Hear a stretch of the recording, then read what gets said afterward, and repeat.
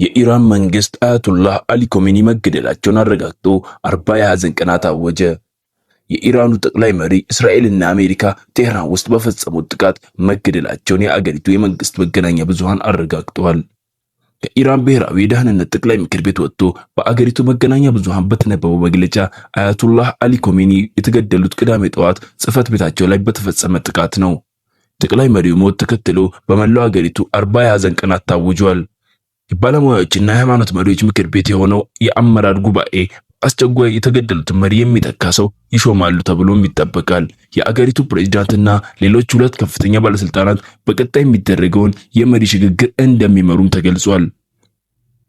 በትናንትናው ጥቃት ከአያቱላህ ኮሜኒ በተጨማሪ ከ200 በላይ ሰዎች መገደላቸውን ቀይ ጨረቃና ሌሎች ምንጮች አስታውቀዋል።